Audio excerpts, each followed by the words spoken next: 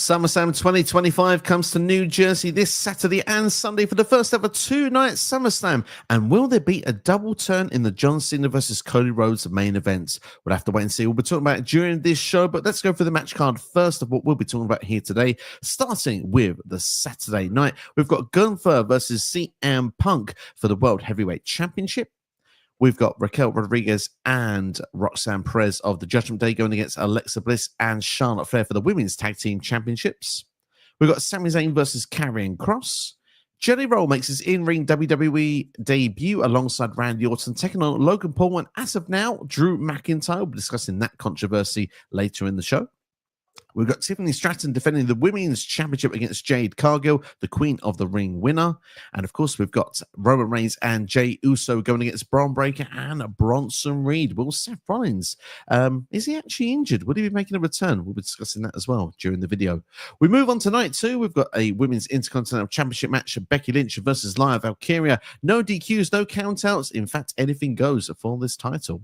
We have TLC making a return, and all the tag teams are being thrown together for this WWE Tag Team Championship match, including the Street Profits, Motor City Machine Guns, Fraxium, DIY, Andrade, Ray Phoenix, and of course the champions of the White Six.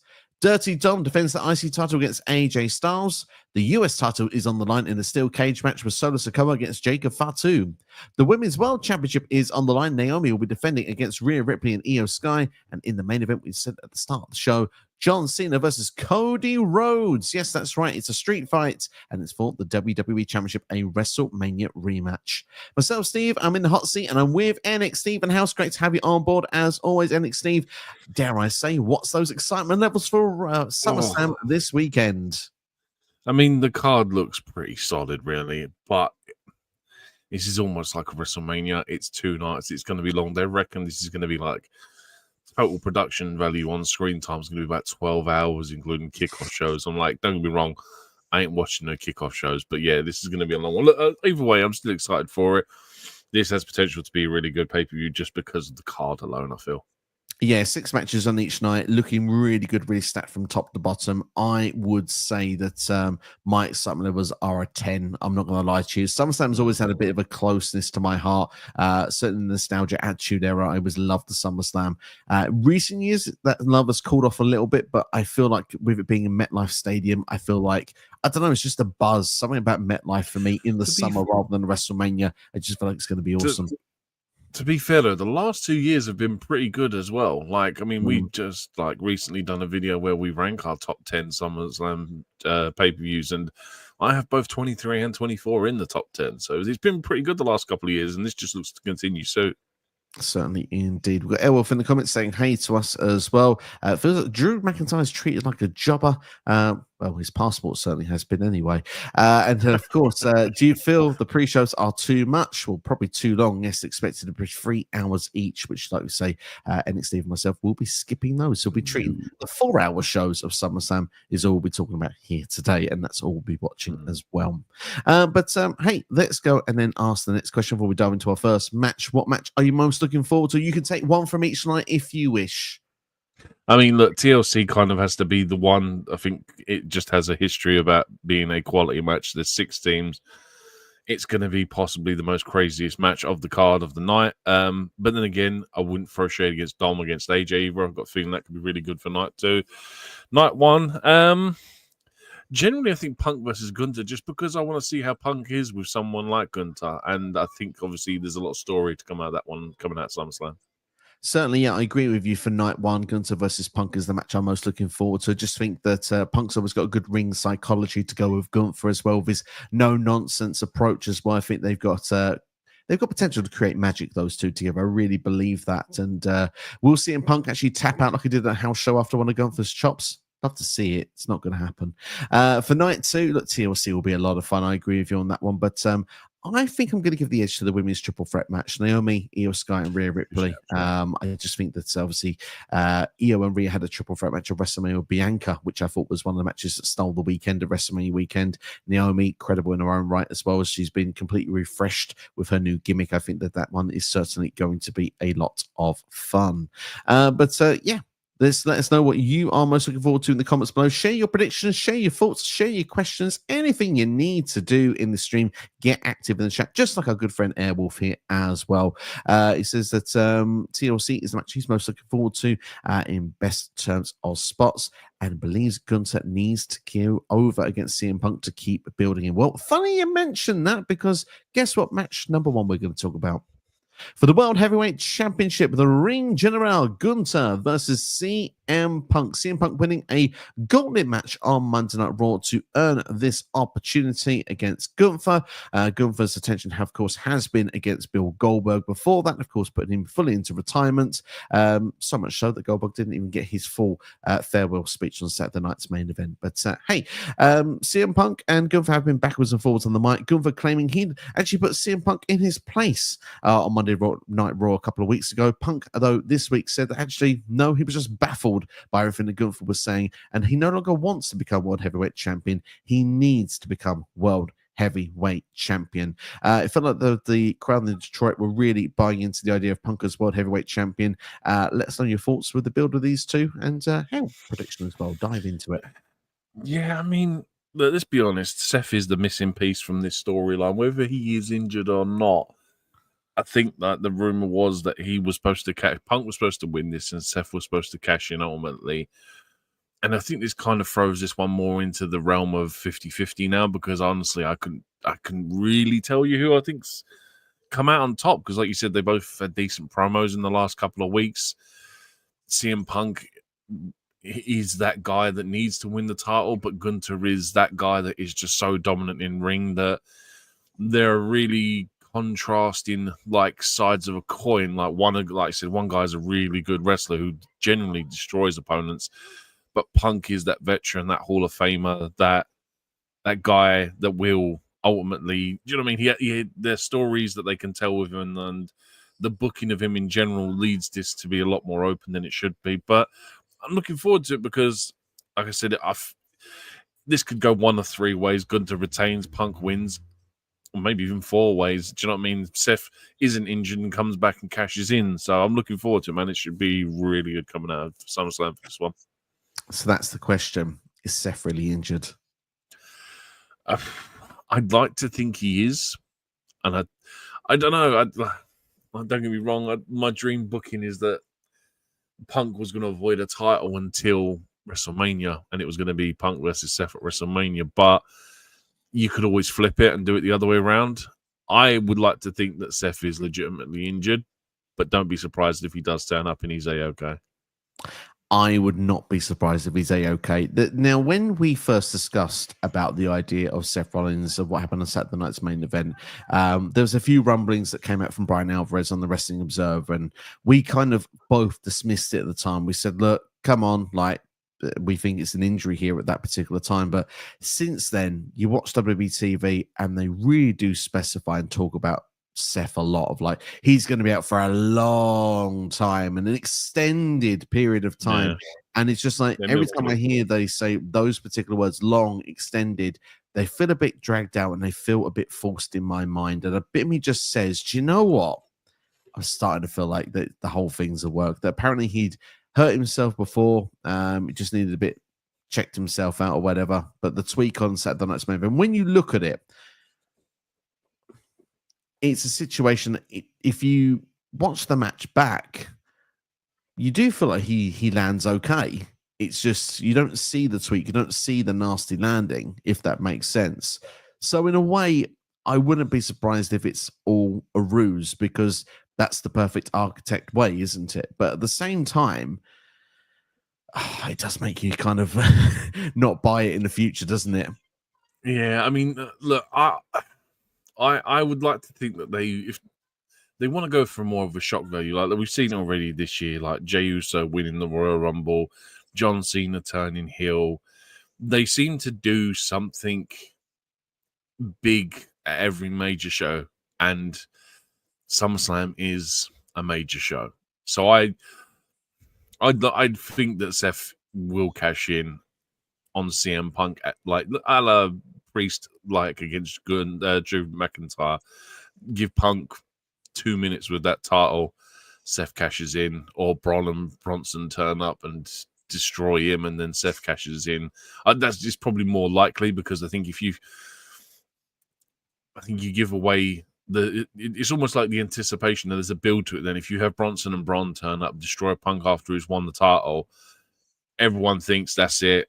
This is going to be Punk's life going forward now. And if Seth does make a return and cashes in, it ultimately creates that moment of SummerSlam where you have this thing, where you have this cashing in moment. The only thing, again, another reason why I think it might not happen, is happening on night one. It's kind of a big deal. You would really do this main event night 2 for that shock and awe factor that you go into. But then, I don't know, like I said, it's however WWE want to play it, how they want to book it, if Seth is injured or not. Absolutely, yeah. I mean, the thing is that so I'll go into predictions. I think because it's the aim of this is to do a prediction. I don't think Punk is winning the title here. He was the one that had the advantage, arguably, on the mic at the end of Raw. Something tells me he's not winning the title here. Gunther, for me, I agree with Airwolf's comment earlier on. He could do with the win to carry on the momentum. He needs a big win after, obviously, he lost the title to Jey Uso earlier in the year. He's won it back. Goldberg is a nice legend notch on the belt, but CM Punk is really going to be one that will elevate him forward. I mean, CM Punk's saying things on the mic like, you can only dream of putting away some of the Hall of Famers and superstars and legends that I've put away. How good would it feel for Gunther to have CM Punk as someone he's beaten on his resume? So for me, that's something that stands out. But I cannot ignore the Seth argument. And I will say this early into the stream. This may not be the championship that Seth cashes in on. However, to stop CM Punk from winning this title, it would not surprise me if Seth cashed in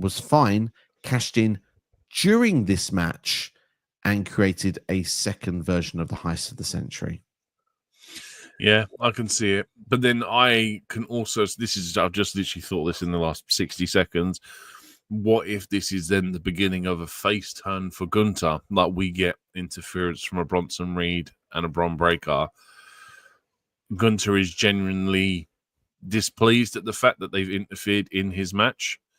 He then teams up with Punk, destroys the two of them. Like, obviously, this would ultimately be a probably post-match or what. Do you know what I mean? There's some creative way of doing it. You've then got an almost heel Gunther. There's an opportunity to do Braun and Bronson versus Gunther at Punk at the next show. Gives more time for Seth to come back. Seth then takes that title off of Gunther. Babyface heel dynamic, which then can build to Gunther versus Seth for a little bit. And then we can move into Punk Seth at Mania. Interesting. I'm not against it. I'm going to say that I'm not against it. But I do like Gunther being a cocky heel as well. So there is a double side to that one there. But final prediction: if the match is what it is, who's winning? I'm going to say Gunther retains. I think that Punk winning that title is the Mania moment next year. And Seth, yes or no? Is he going to return on the show? Is he fine?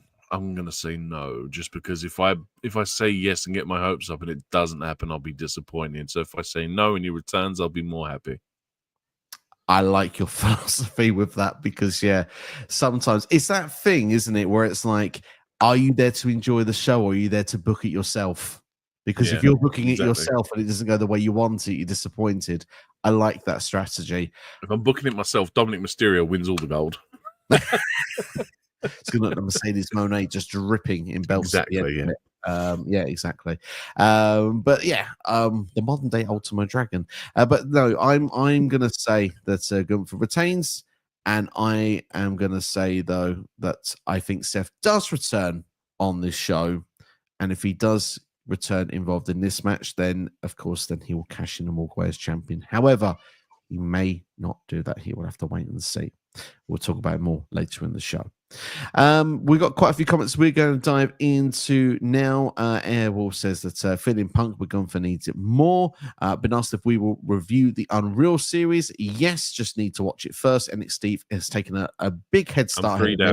He's 3 down. I've merely just read the word WWE Unreal on Netflix because I've only had time to watch it. honestly, if don't go on social media because so many news outlets, Wrestle Talk, Cultaholic, everyone's spoiling the episodes. Honestly, go and watch them because I just kept getting sick of like Wrestle Talk posting, oh, this person was supposed to win the Rumble. And it's like, I don't care. I just want to watch it and enjoy it. And so I'm 3 episodes in and I think it's fantastic. Like, there's a lot of criticism about this series. Honestly, I love this stuff because it just makes me feel like a more personal connection to some of these people because you get to learn who they are as human beings. Like, my God, Charlotte Flair. I almost like Charlotte Flair in one episode. There you are. There you are. Yeah. Funny you mentioned it because we'll be talking about her in the next match. Seth, a wasted money in the bank should be for upcoming talents. Understand that Seth is established, but I wouldn't call it wasted at this moment. And don't forget, he's got some next to give you a wow moment. Mike in the house, Mike, good to see you. He says that, of course, that we've been posting the 25 greatest SummerSlam matches of all time.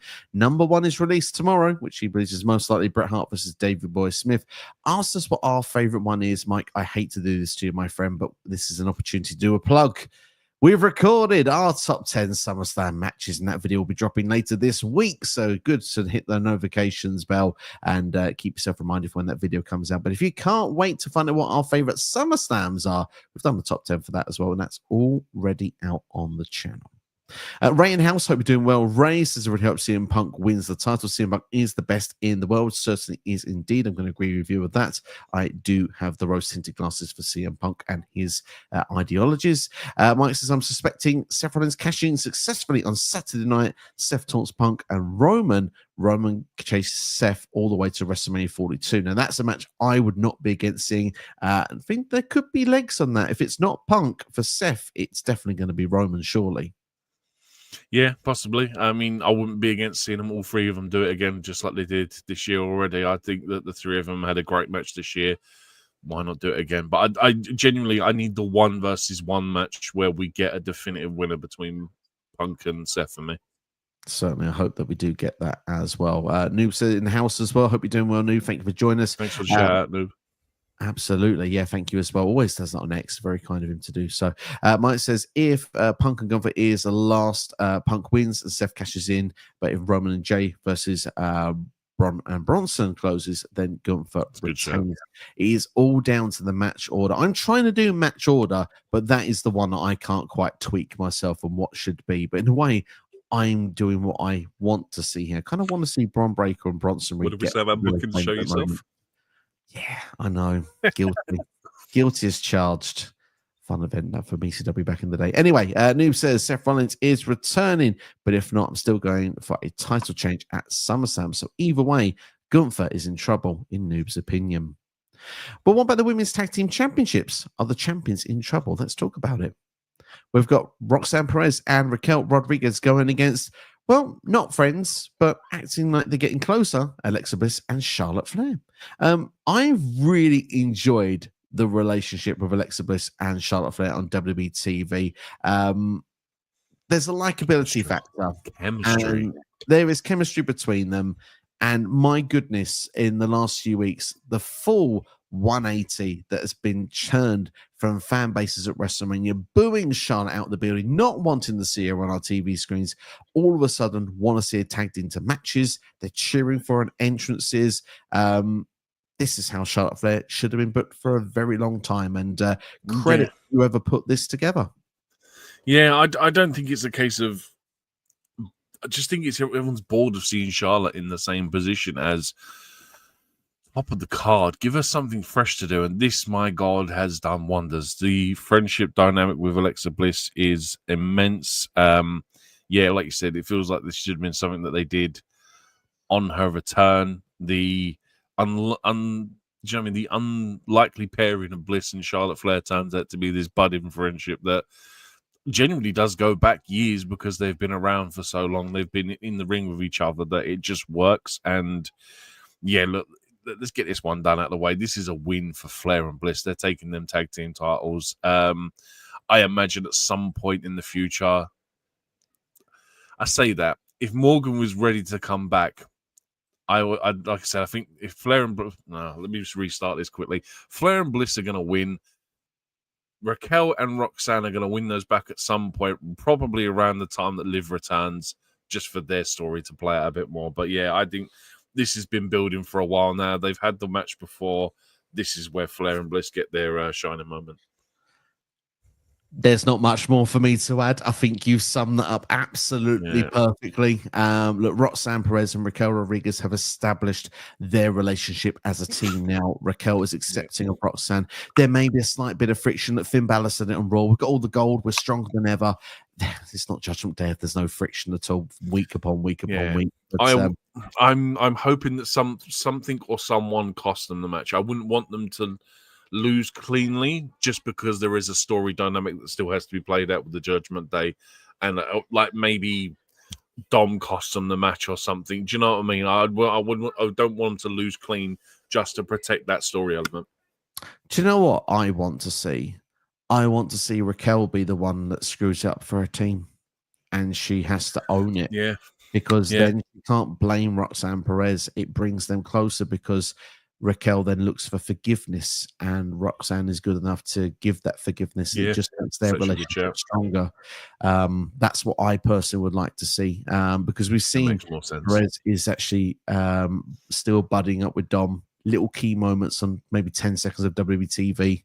Obviously, this week was obviously, I think, on Switch, the 2K25 game's coming out. So, of course, that's how Dom gets to play the game backstage while Finn and JD defend the tag team titles. So, yeah, but going on to Bliss and Flair, they didn't win Evolution. Of course, it was a 4-team match, so it made sense. They had the awesome moment where they made the save, which, of course, just solidified that friendship. Obviously, at the same time, Zarya and Sol Ruka, they had their moment where, of course, it was miscommunication. I think that's the first step to what will be an eventual breakup for them, which will be a long-term play out. But yeah, this is a singles or a regular tag team match. Bliss and Flair need to pick up the victory, but I agree with you. Rodriguez and Perez will win these titles back near when Liv Morgan is coming back in the picture, because Judgment Day need to look strong during that moment. Yeah, definitely. I mean, as though, like, I don't really want to pre-book the breakup of Flair and Bliss, but like you can use it as a story point to eventually do Bliss versus Flair in a story that doesn't actually require a title, and it'd actually be refreshing to see Charlotte in a story again that doesn't revolve around a championship. You might just see it at WrestleMania 42. Exactly. Feels like it could be a long-term play, this one, for those two. I wouldn't be surprised to see that in Vegas next year. Let's go to the comments in the meantime. Anyway, see what everyone is saying. We've got Roy in the house. Roy, how are you doing, my friend? He says, I hate 2-night PLEs unless it's 8 p.m. UK time. Hate that they've both finished at 4 a.m. I do understand you. I do feel you, because for someone like myself, it is going to be quite difficult to watch things and keep up to date this weekend. Thank you, work. But still, yeah, it's not easy. But look, I do think it's nicer, though, that it's 2 nights. It is the biggest show in the summer. It gets more people on the PLE. So I'm happy for the talent, and I think as well in a stadium like MetLife, it's going to feel quite special. Don't be surprised when SummerSlam and Rumble go to 2 nights. That's all I'm saying. Yep, I think Survivor Series and Rumble. Sorry. Yeah, Survivor Rumble's definitely next. It's when 100%. So I'll say 2027 at this rate. Yeah, definitely, because next year's one's already been planned. So there's definitely definitely looks to be. Noob says that Flair and Bliss are entertaining to watch as much as I like the Kabuki Warriors. There's no reason why they're a team and no character development or growth from Asuka at this particular time. Understand that. But this is another thing, by the way, where I think it makes sense for Flair and Bliss to win. Challengers like the Kabuki Warriors can come back into the tag team title scene. I think it's time to freshen up that tag team division a little bit. The Judgment Day have had those titles for a while now. Obviously, there's been a switch with Roxanne in Liv's place, but still, Judgment Day's had it since the night after WrestleMania. It just freshens up the division with the teams that do have. So then, like the likes of the Kabuki Warriors can go and challenge once again. So, but there's also opportunities for the pair of them just to go down to NXT and do a couple of matches in NXT, and do you know what I mean? Just some of that main roster rub off of on the NXT will be great. Even if you get some of the the TNA superstars involved as well, like whoever, the Elegance brand, whoever, man. There is a lot that those two can do with those tag team titles. Certainly indeed. Noob goes on to say the Flair and Bliss winning those titles. And controversial take here from Ray. Can't believe WWE has no creative for Charlotte Flair. Sorry, Ray. There is creative going on. They have a relationship, it's friendship. But anyway, team with Alexa Bliss and says that Alexa Bliss can't wrestle. Do you buy in? Do you subscribe to that? No. Alexa Bliss is a five-time women's champion for a reason. She is 5 feet of fury. She is awesome. It's just a case of, if anything, I'd say that the creative for Bliss has been dire for years. So I'm glad that, you know what I mean, she went away, she's had a kid, she's come back. Unfortunately, she's come back as this Wyatt version of Alexa Bliss, but I said there's time to change that around. So yeah, I'm glad. At least I'm glad Bliss is being used and in a prominent position now. Agreed. I kind of feel as well that Bliss, she works smarter, not harder. Not everyone has to do 630s and stuff in the air to get themselves over. She has she knows her skills and knows her moveset to get herself her character work is really good, regardless of what she does. She normally gets herself over from that as well. 100% indeed. Let's move on now in the meantime to our next match. And speaking of character work, Karrion Kross's character work has got him onto SummerSlam's card here. He's taken on Sami Zayn. This is the rubber match. They've faced each other twice before. Once the Night Champions, that's where Sami Zayn picked up the victory. Of course he would. It was in Saudi Arabia. And Karrion Kross picking up the victory on Raw. Kross has been able to get the inner makings of other stars and see their, let's say, more devious side out. We've seen the likes of Drew McIntyre, Shinsuke Nakamura, The New Day. They've all people that have faced Karrion Kross, and in time afterwards, Kross has brought out that sort of sinister side of all of them. He said, it's in there in Sami Zayn, and I'm going to beat you at SummerSlam, and then I want you to tell me that Kross is right. Where Zayn has now said in this past week on Raw that actually, when I win at SummerSlam, you're going to have to admit to me that you are wrong. Which way is it going to go? I want Karrion Kross to win this. I want Sami Zayn to turn around and say Kross was right. I think this is great for Sami Zayn's character in terms of his angle, because I really hope he goes on to win a world title at like Mania, for example, next year as well. Sami Zayn's just been like the constant underdog for years. Like, he gets runs with IC titles, tag team championships, or whatever, but whenever it comes to the big one, they never pull the trigger on him. And I think if you have him almost go through this phase of doubting himself, just to almost rebuild himself, like, I really want this to be almost like a Daniel Bryan part of the Wyatt family kind of situation, where he almost has to team up with Kross for the foreseeable future before we get that angle where Sami Zayn goes back to being a pure babyface, whether it be, for example, winning the Royal Rumble next year, where it's him and Kross and two others in like the final four, and Sammy's been playing this heel persona right up until this point, where he's done with Karrion Kross. He eliminates him and he goes on to win the Rumble, goes on to Mania to win it, because you can have another blow-off match between them, let's say Chamber, for example, and then have Sammy go on and win a major title at WrestleMania. Like, I think Kross needs to win this one. I think WWE would also be stupid not to carry on the momentum with Kross, and I think a loss for Kross it puts him back in the spot he's been the whole time. So I think Kross needs to win. I want Kross to win.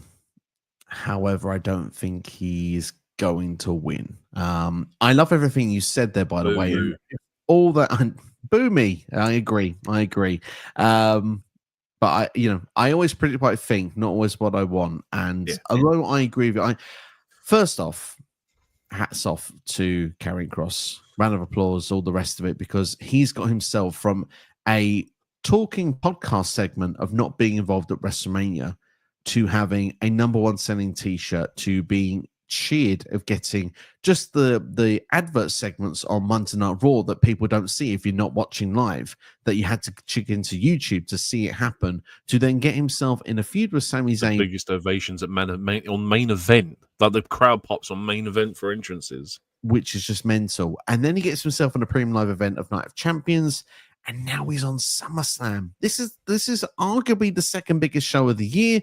I call it the third. I love the Rumble, but at the same time, it's certainly the biggest show of the summer. It's one of WWE's biggest shows, and Kross is here. He's at the table. He's at the dance. So for that, massive props to him. And the story has got layers. It's been going on for months. It's meaningful. It's great to see. And on the other flip side, you've mentioned Sami Zayn there. Love the detail of what they're going here, because Sami Zayn wants to become a world champion. He said, look, this is my goal. This is my dream. He had the issues with Seth Rollins, but now it's transitioned over to Karrion Kross. And in the meantime, like you said, Kross, we talked about Kross can get this evil side out of people. And Kross has admitted the one guy I can't seem to get it out of is you, Sami Zayn. And that's because at this particular time, Sami is all heart. But I do believe that Kross is right.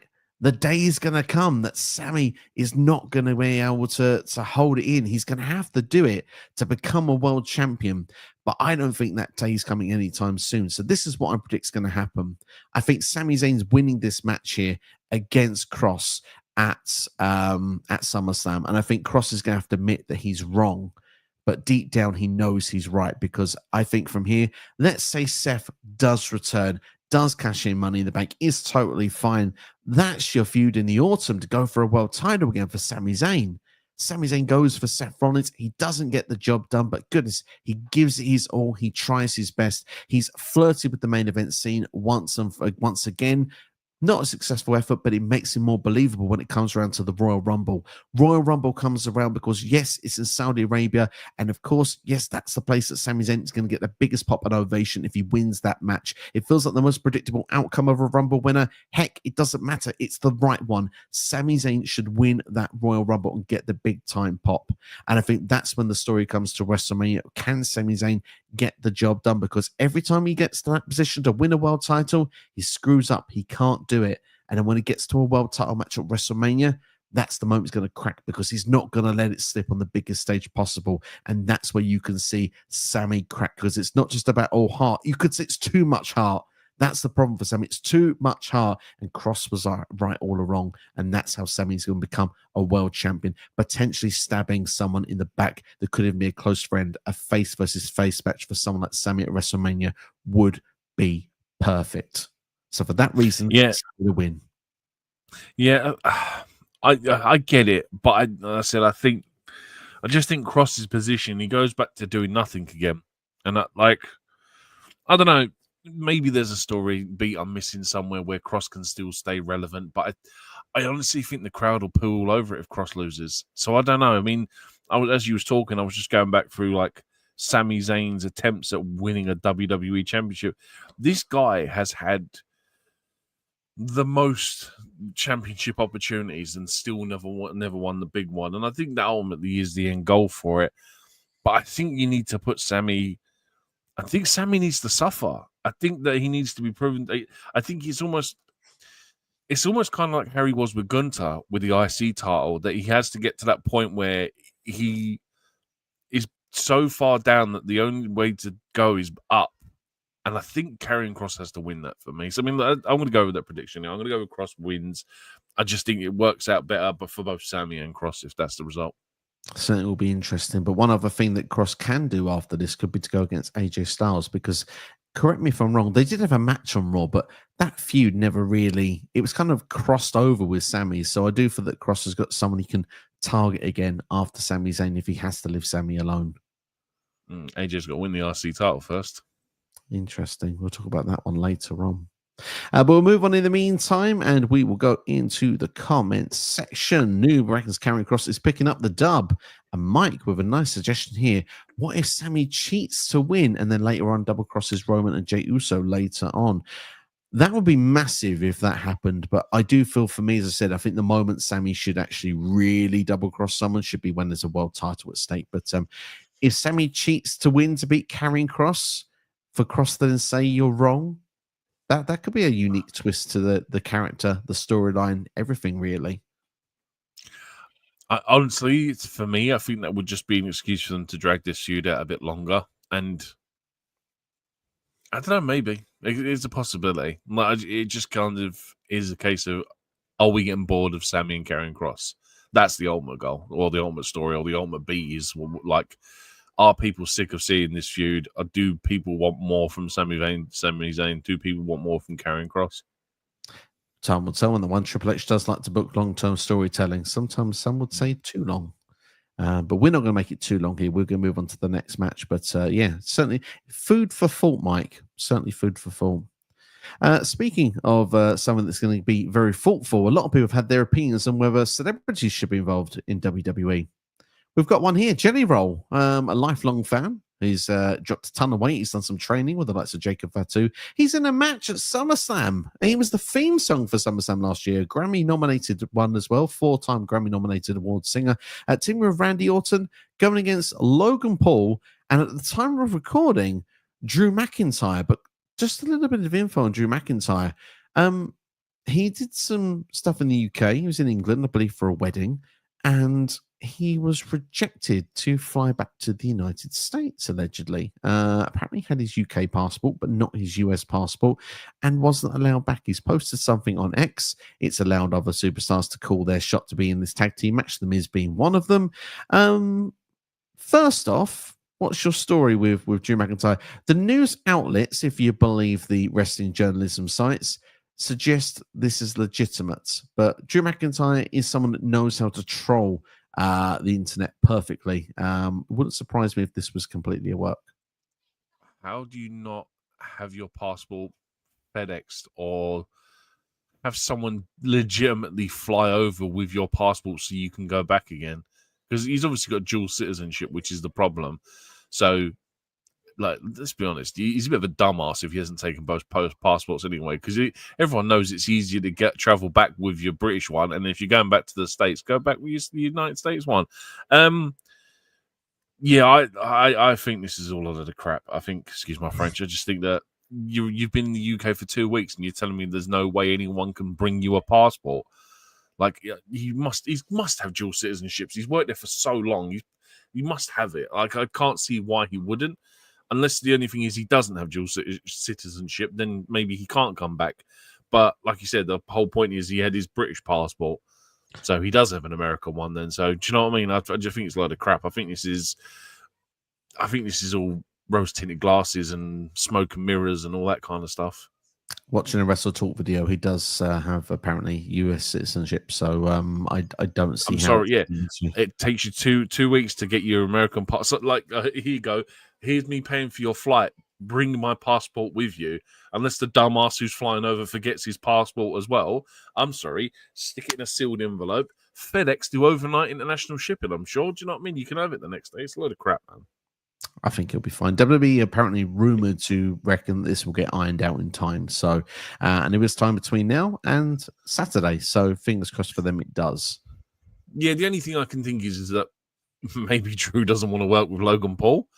Because didn't Drew McIntyre having a whole issue with Logan Paul coming in and being in WWE? And I don't mean that in a facetious, I don't like him kind of way. I just meant genuinely in a story where these guys that Drew's previously said he doesn't like Logan Paul, I'm pretty sure, on TV because of who he is and where he comes from. I think he has said stuff like that in the nature in the past. That's what I'm saying. That's the only thing I can think that is why they would do this. Be interesting to see. But let's move it on anyway to Jelly Roll. So that's probably the big talking point here of this match.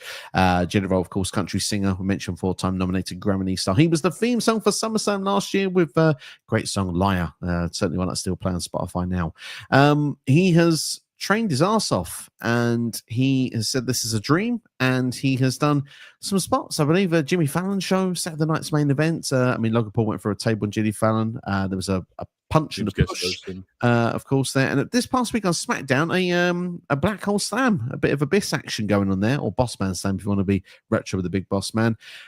Thoughts of what you've seen of Jelly Roll so far, and you excited to see him in ring on Saturday at SummerSlam?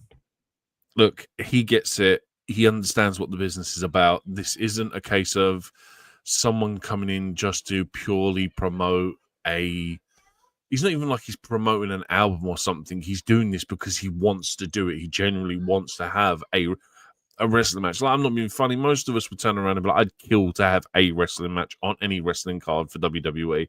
And yeah, man, he gets it. He's been a fan of the product for the longest time. Do I think he'll be the best celebrity wrestler? No. But then, am I really going to critique him? The guy has gone out of his way to lose. I think he said it's the first time he'll be under 300 pounds since he was in college or something like that. Wow. The guy is busting his ass to lose weight, to be in shape, to practice, to get in shape to do this because he wants to do it and he gets it. I'm not gonna critique the guy. I'm gonna give him all the praise he can get for it. I'm gonna enjoy it, but like I said, I'm not expecting 5-star Will Ospreay classic, but I'm gonna enjoy it for what it is and what I'm expecting it to be, which is a celebrity match. So I'm expecting it to be fun, crazy, not too much or too many story beats to come out of it, but I just think it's gonna be like Jelly Roll's gonna get that hot tag. You can just see it, and it's gonna be crazy when it goes off. Certainly indeed. And when you look at the likes of what we've had for celebrity wrestling in recent years and over the history of wrestling, there have been some good ones in there. I mean, Bad Bunny's a good example, obviously. The San Puerto Rico street fight with Damian Priest, obviously, was in a tag team match to start off with at a WrestleMania as well against Miz and Morrison. We've got the likes of Johnny Knoxville against Sami Zayn. Many grab that as a fantastic WrestleMania match, which in its right mind shouldn't be. You look with celebrity spots of people you think, even Royal Rumbles, Drew Carey back in 2001 is seen as one of the best Royal Rumble moments in history. You've got obviously terrible. Yeah, it's terrible, but you know what? It's I love the 2001 Royal Rumble, and that's one of my favorite moments in it. The whole eliminating himself is so fun. It's so fun. It's really fun. I mean, Lawrence Taylor main event in the WrestleMania. Now, I do think that's too far, but still, the match is regarded quite well as well. So, I mean, there are moments that are good with celebrity wrestlers being involved in it. And like we said, it's from the test of time. Even from WrestleMania 1, we've seen people involved that are celebrity, Mr. T being a fine example. So this is what WWE is based on. It's all about. Yes, it's taking superstar spots. Totally agree with that idea. We want to get to see everyone on the card. There's people that are not on this show, perhaps should be. But Jenny Roll is going to bring some eyes on the product that perhaps wouldn't be there otherwise. And like you say, he's busted his ass off there. So he's there for the right reasons. Let's go and see how it's going to be and enjoy it for what it is. He's well protected with three arguably superstars around him. I mean, Randy Orton's one of the best of the game, the legend himself. He will have the experience and knowledge of how to handle things around here, having General as a tag team partner, plus working with the opponents. Drew McIntyre, if he's there, one of the best around today. And Logan Paul arguably started celebrity wrestler himself, become now full-time WWE superstar. He's taken it like a duck to water, and let's be fair here, has probably made it the most fun part of this build here with the two, because he's the one criticizing General for being there as a celebrity wrestler. Yeah, exactly. It's it just works in so many different ways, and like you said, the reach that Jelly Roll has in terms of his audience when it comes to his music, and like I said, the shape that he's gone to get into, I think alone is a story in itself that will draw more eyes. Where you're like, why has this country singer gone to all these extremes to lose this weight to get in shape for a wrestling match at SummerSlam? And I think that in itself will draw eyes in itself, and that will be something that coming out of the weekend will be a massive talking point, because generally I know he was a big guy, but I generally want to see the shape the guy's got into. I want to see the dedication and devotion he's put into doing this, and I think a lot of people are going to be shocked by what he's done because of what it means to him, and like him understanding what the business means to a lot of people.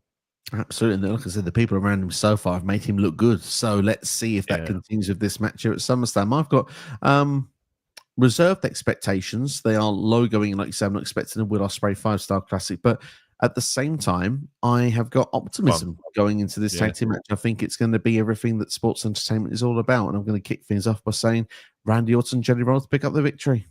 Yeah, great. I go the same way. I think this is going to be very much how like Randy Orton versus Joe Hendry at WrestleMania went, where we aren't expecting Joe Hendry to win it. Same as we're not expecting Logan Paul because it's the celebrity match. We're not expecting Logan Paul, Drew McIntyre to win, but it's going to be fun and it's going to be a SummerSlam moment.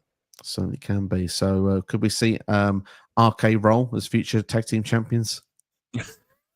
You've been saving that one up. I was just about to ask you, can we see Randy RKO in Jelly? But obviously I don't think that will happen at this moment. I hope not for Roll's sake anyway, but certainly would be a fun way to close things off, wouldn't it? So the Viper actually carries on strong. But yeah, should be a fun one regardless anyway this Saturday, but let's know your thoughts with it. But hey, we've got Mike with a few comments in here for us. It says, my first thought is that Drew is trolling us. Drew is well known doing that on social media. Agree with that. End of the tag team matches, Drew prepares to give Jelly Roll the Claymore kick, but Logan makes the blind tag. Paul gets cocky, only for Jelly Roll to get the win. Then Drew Claymore Claymore kicks Logan Paul after the match. That seems pretty darn sensible, to be fair. Yeah, it's safe booking really more than anything. It's probably the more likely the way it'll go. Certainly could be indeed. Also talking about Bailey, teasing heel turn for her, but what if Lyra is the one that does so? Bailey unintentionally costing Lyra the match. Lyra snaps and turns on Bailey. We'll give more detail onto that comment when we go into that match on night 2. But in the meantime, we'll continue on night 1, but we are going to talk about a women's championship match next. We're going to go and talk about Tiffany Stratton against Jade Cargill. Of course, Jade Cargill winning Queen of the Ring. They've teased this match a couple of times between WrestleMania and now. And I think this time we should get the conclusive victor. Tiffany's been champion since the start of the year. Does WWE want to continue the momentum of Queen of the Ring winners winning a championship at SummerSlam? They did it with Nia Jax against Bayley last year. What are your thoughts, feelings, all that razzmatazz? Yeah. For me, this is a case of, is Jade ready to... Are they ready to pull the trigger on Jade and have her be a champion? Like you said, Tiffany's been champion for the longest time now. That a title change is essentially, from this point onwards, is kind of like when more than anything. Like, you've had a decent run as champion. Is Jade ready? I don't know yet. I think we still need to see some more character development. Plus, there's the fact that if Jade wins this, who's top heel on SmackDown for the women's division? Nia Jax, probably still. Yeah, that's what I mean. And I'm sitting there thinking to myself that Nia Jax won't be a bad initial starting point. I don't know. I'm maybe thinking long term here, but you've got hopefully the draft will come where we get Bianca, Naomi, and Jade all on the same card, and we get those 3 via and over a title. Early prediction, man. I'm expecting Tiffany to retain this. I just don't think there's enough. I say that Tiffany's basically a baby face now, so it's exactly the same situation regardless of who wins this. It's just a case of, are they going to pull the trigger on Jade? And I don't think they do at the minute. I think this, like I said, I think Jade still needs some more character work. We still need some more promo time. I think that they need to build her character more. She needs to find her niche, and then Jade, I think it's like I said, Naomi and Bianca need to be some sort of ploy in the story, or there needs to be build for that, because I don't think there's really a lot else going on for Jade at the minute. I think she needs a mid-card title before she needs a world title. I agree with that last sentence. I would have preferred Jade to become United States champion before going for the top title. The only thing I would say is that now Julia is in the pecking order. I think that now Jade, I don't think should be taking off Julia at this particular time. So I think Julia should have a run with that title. Being honest here, I will say that I think Tiffany's had a reasonable run as women's champion. The names certainly are good for the resume. Like we mentioned, Nia Jax has been multiple wins there. Trish Stratus, Charlotte Flair, to name a few of who Tiffany has put away. But who does Tiffany take on next is the question if she retains the championship. And I mentioned Jade Cargill winning Queen of the Ring, and I do look at this and think to myself that they have an idea of, like, they want these things to mean something. Obviously, like Money in the Bank for the first 8 or so years, every cash-in was successful because they wanted Money in the Bank to get over. If Queen of the Ring ends up not winning the title, then all of a sudden, does it mean the same? So I'm going to say that I think Jade Cargill is going to win the title. You mentioned who's first, probably to go for that title. If it's not a rematch with Tiffany, it's probably Nia Jax. But I do think the long-term play is Jade Cargill versus Bianca Belair at WrestleMania next year for that women's championship, and I think Bianca will be returning as a heel. Yeah, I mean, everyone's been waiting for that heel since Belair came up, but Liv won Queen of the Ring last year, right? I mean, if I remember correctly. Nia, sorry. Oh, that's right. Yeah, because I get the Saudi shows mixed up because she won the other one, didn't she, Liv? Did Nia win her title match? She did, yes. See, that's why, again, I can sit there and think, we had Nia win it last year. Do you want to book the Queen of the Ring like it's a guarantee, like you're going to win? I'm going to play complete yin to your yang here. Go for it. Is it a case of that whoever wins the Queen of the Ring tournament guaranteed to win the title. So maybe there's a case there for Tiffany to retain. I don't know. Like I'm glad we've gone different on a couple of answers now. But I'm gonna go Tiffany retains. I don't know. I don't see the next person in line. And as much as obviously a rematch is probably the most obvious one, Nia Jax versus Jade. Is there meat to that bone? Possibly if they do some decent story work, but we'll see. I mean, not that I've watched Unreal, but I've seen a screenshot of a WrestleMania card. I believe at one point Jade Cargill versus Nia Jax was a WrestleMania match for that women's championship in the plans. You'll probably find that was last year's WrestleMania card. Interesting.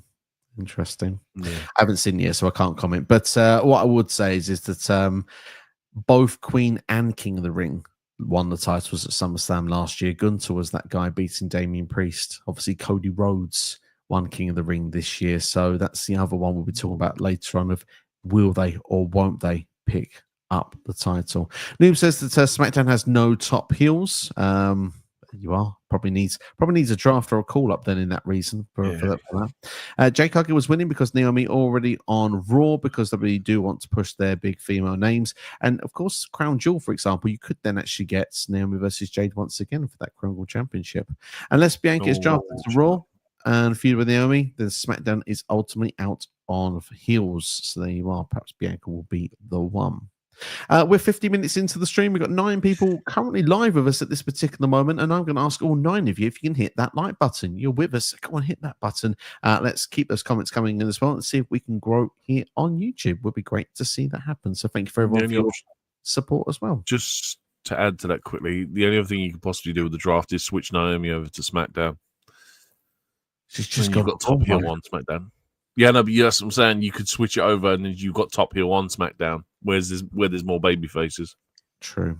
I will say this though. I think of the two, I think Tiffany is the one that needs to go to Monday Night Raw. I believe her partner El Grande Americano is over there. Not the first one, and not the third one. Is the second one.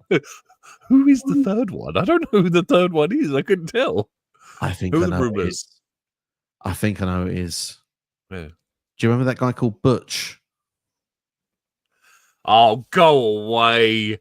Oh my god, the downward spiral of Pete Dunne continues. My god. Next to it. Do you know what? I don't mind the idea of multiple people playing El Grande Americano. I think the story is honestly, I think it's starting to die out a bit. Yeah. And having like 17 different El Grande Americanos, I think will be fantastic. Like I said to you the other day, we could get a Royal Rumble of just El Grande Americanos. It would be so good. I am waiting for La Grande Americana because I think we need a female one. I think that's what we need. And I think at the moment with Bailey being directionless, I think she'd be the perfect candidate just to throw it out there. It seems that because at the moment without Chad Gable, I agree with you. I think the gimmick is falling flat now. I don't think it's working quite the same. And now the idea that mid-carders that are not doing much come in, rebuilds a bit of momentum and pass the gimmick on to someone else so they can build and find themselves again. I think it's a fun thing to do one in the meantime. Did you know what they need to do? They need to have like Apollo Crews do it as well. Someone who's a completely different ethnic background just to completely mix it up. Because Michael Cole honestly was baffled by the third one the other day. So yeah, they just literally have like 30 different El Grandes. It'd be fantastic. They need to do multiple. They need to have like a whole Survivor Series team, traditional Survivor Series match against 5 El Grande Americanos. I'm up for it, man. But 100% book that, please. Maybe they can bring back 4 Doinks just to go against them. Who knows? But yeah, that's a great callback. We'll have to wait and see. Anyway, let's move on. In the meantime, it's SummerSlam. It's our last match we're talking about SummerSlam Saturday. It is Roman Reigns and main event Jey Uso going against Bron Breakker and Bronson Reed with the Oracle, Paul Heyman, in their corner. Is that just 2 guys without a faction leader, or is this going to be the breakout moment for Breakker and Reed? Look, first and foremost, before anything else, what an opportunity for Breakker and Reed here. This is a big-time match on SummerSlam. Jey Uso won a world title at WrestleMania, regardless of how he's been booked since. Roman Reigns is Roman Reigns. He's the face of the company. And yeah, I mean, look, this is the breakout moment for these two guys. The moment they've probably been waiting for.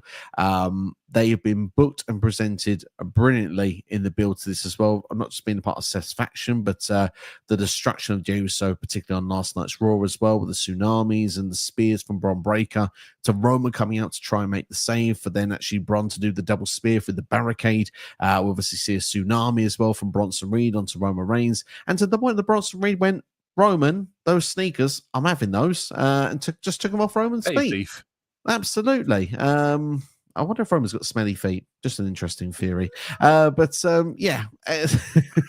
Well, you don't really know, he was selling them on eBay about 20 minutes later. Exactly. Profit. It's all about the profit. But yeah. Yeah. But how are we feeling about the bronze? No, it's always hard when the main guy has been taken out due to injury, because we don't actually know if he's really injured. We'll probably find out this weekend. They're having to do the best of a bad situation.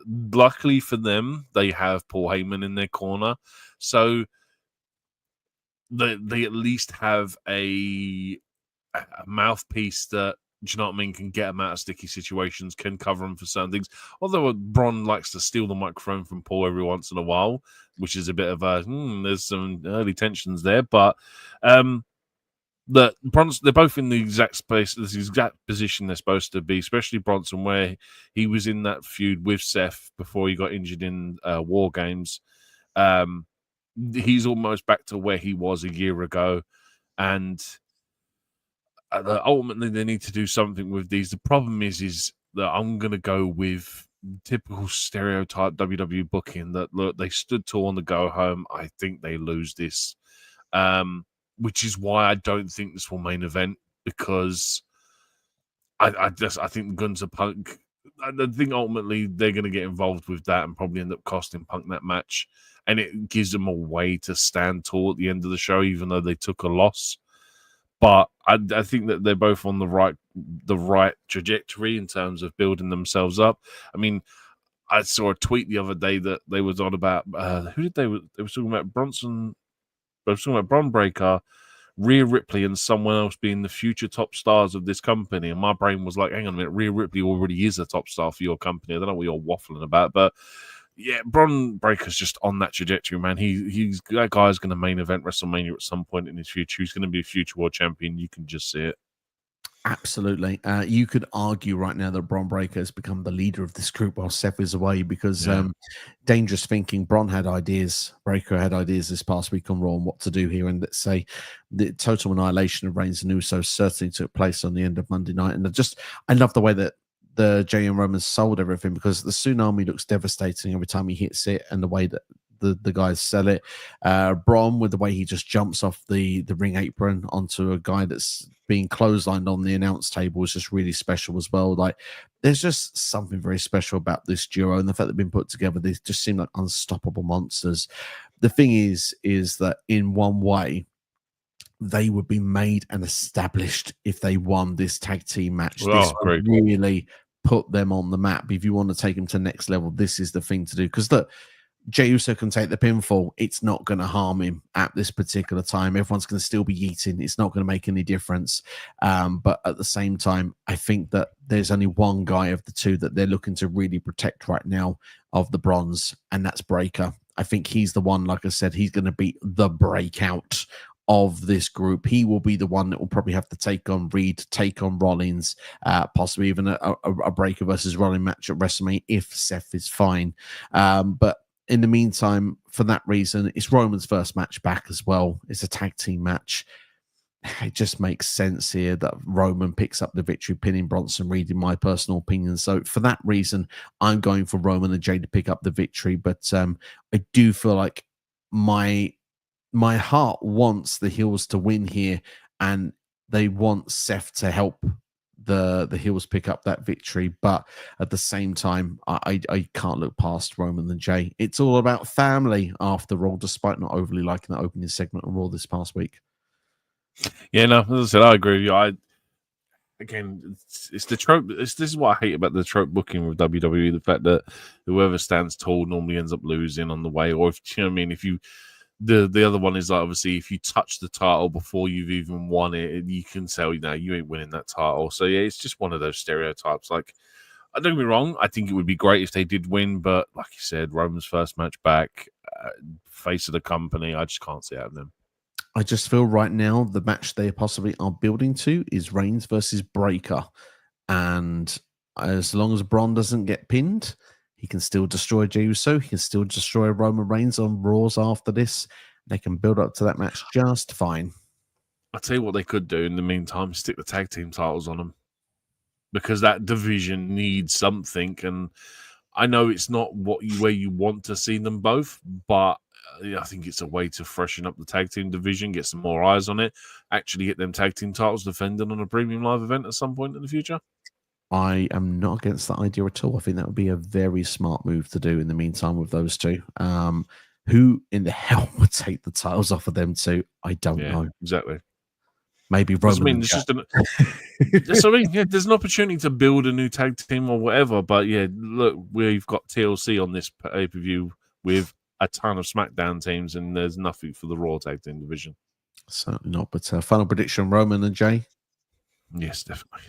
It is indeed. Unfortunate for Bronze, but we think they will be just fine. We are 1 hour into the stream, ladies and gentlemen, and we have wrapped up SummerSlam Saturdays. Hit that like button, share with friends, subscribe as well, and share some more predictions, questions, and comments as we dive in to SummerSlam Sunday. Another 6 matches we're going to be going through for you now, and we're going to be starting things off with the Women's Intercontinental Championship. We've got Becky Lynch defending against Lyra Valkyria. We're doing this one more time, but this time there's no countouts, there's no disqualifications, and if Lyra loses, she cannot challenge for the championship while Becky is champion. Seems quite simple on the stipulations. Look, ultimately, Lyra won a 2 out of 3 falls match against Bayley to get this match here at SummerSlam. It was a bit of a surprise because with everything of the storytelling, if we go back to the start, Becky Lynch took out Bayley out of WrestleMania to take the tag team spot with Lyra, to win the tag team titles, to lose them the next night on Raw, but then Becky to turn on Lyra, to lose to Lyra at Backlash, to win the title at Money in the Bank. Thought we'd seen this match a couple of times, but it feels like we need the rubber match here, despite the fact that Becky won a triple threat match with Lyra and Bayley at Evolution. However, Bayley is not getting that moment to go against Becky Lynch, which makes me wonder what's going to be in her future. Just judging this past week on Monday Night Raw, Bayley doesn't know herself. La Grande Americana, please. Anyway, all jokes aside, this is the final time here, it seems. I think this is the closer for this feud. Hats off to Becky Lynch for having the feud here with Lyra on the main roster, looking to put her over. Little secret, all come closer to the screen. I'm becoming quite a big fan of Lyra Valkyria. I think she's doing excellent work, and I can see that her character is growing.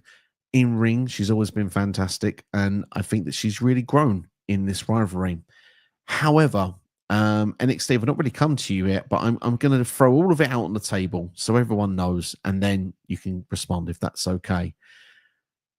Lyra Valkyria had a chance here to go for a tag team championship, and that was the match that Bayley said that was meant to be a WrestleMania match. We should go for those. And Lyra wanted nothing to do with it. She said, look, my focus is the Women's Intercontinental Championship, not these tag titles. She did the match anyway, and they lost. So the fact that Bayley couldn't get this IC title, the fact that Lyra pretty much snubbed her in that tag title match, I think Bayley's turning heel here.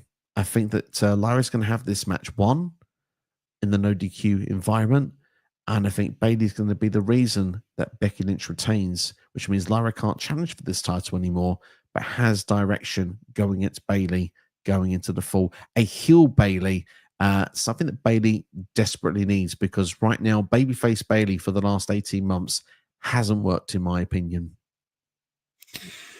Yeah, I mean, I'm going to throw an alternative here. What if we get... Everyone's expecting a double turn on this card. What if the Becky Lyra double turn is a possibility, and we get a heel Lyra Valkyria with an IC title that Bayley can chase? Ultimately, this is the hardest match to call because this genuinely can go either way. And again, you have to look at the cards, and you got Naomi as champion. So if Becky wins, You've got Lyra free to stay as a babyface to go for top title possibly, but then if Becky loses, Becky being a heel going against the heel doesn't work, and there's just all the normal swings and roundabouts that we have to process when trying to predict these matches.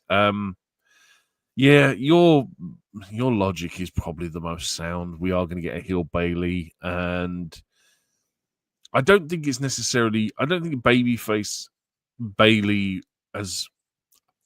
I don't think it's a bad thing. I just think that when you've come from being the hugger and you had an established gimmick as a babyface to going on and being top heel or one of top heels in company, to then going back to babyface where you don't essentially have the character established like you did before, is ultimately always going to be a hard thing to overcome. And I just don't think Bailey had found that niche or what that character's supposed to be. I think booking Bailey as heel is also too safe for WWE. I don't know. Again, it's a hard one, man. I'm gonna say personally at this match, I think Becky winning is the most sense because it keeps Lara away from it from the time being. Becky's free to do something with someone else, put someone over. You've got a story with Bailey and Lyra. The heel turn is probably right. I'm gonna say Becky retains and we get Bailey versus Lyra with Bailey costing Lyra this title. I think so. I have a feeling because we were talking about one Stephanie Vaquer probably later in this video. She's got a championship match at Clash in Paris. Long story short, as much as I want to see her win the title, I do think it's a bit too soon for her to win that title. I think something's going to screw that up. Clash in Paris. I think we have some form of screwy finish. I wouldn't be surprised if Vaquer is the one that beats Lynch clean for this IC title before the end of the year. Yeah, that's actually a pretty good shout. It's an established name, and apparently WWE rumoredly to have big plans for Vaquer in the fall. Damn right.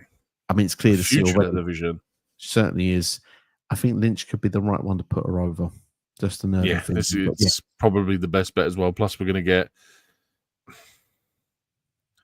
The only thing I worry about with that idea is the in-ring promos, and not to rub like salt into the wound.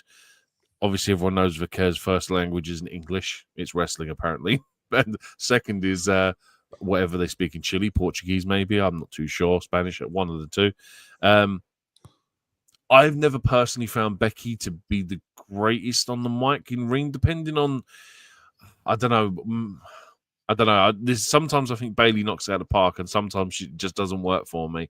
So the only thing I worry about is just in general is the promos and how it'll work. But in ring, hell yes, it'll be fantastic. 100%. Give me it all day long. So how we get to that point was just going to be the interesting part for me.